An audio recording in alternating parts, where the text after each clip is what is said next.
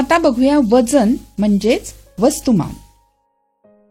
एखाद्या वस्तूचं वस्तुमान किंवा वजन जास्त किंवा कमी आपण कसं बघणार?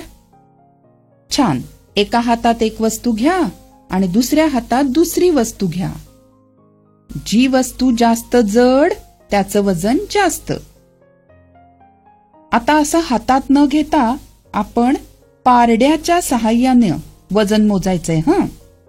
एका पारड्यात ठेवलं पुस्तक आणि दुसऱ्या पारड्यामध्ये ठेवला पेरू. पुस्तकाचं पारडं गेलं खाली म्हणजे पुस्तकाचं वजन जास्त आणि पेरूचं पारडं वर म्हणजे पेरूचं वजन कमी. या ठिकाणी मात्र एका पारड्यात ठेवलीये बरणी आणि दुसऱ्या पारड्यात ठेवलाय डब्बा. पण पारडी आपल्याला एकाच पातळीत दिसतायत, वर खाली नाही. याचा अर्थ काय?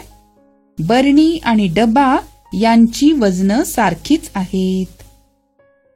इथे आपल्याला फक्त कमी किंवा जास्त कळलं.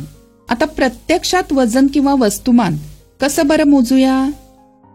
आपल्याकडे आहेत पेन्सिली. पेन्सिलींच्या मदतीने वस्तुमान मोजूया.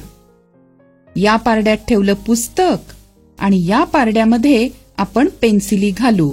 1, 2, 3, 4. जोपर्यंत दोन्ही पारडी समान पातळीत येत नाहीत ना तोपर्यंत पेन्सिली घालत राहूया.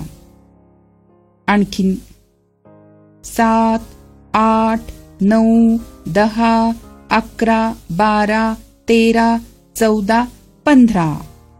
आता दोन्ही पारडी समान पातळीत आहेत म्हणजे पुस्तकाचं वजन झालं 15 पेन्सिली.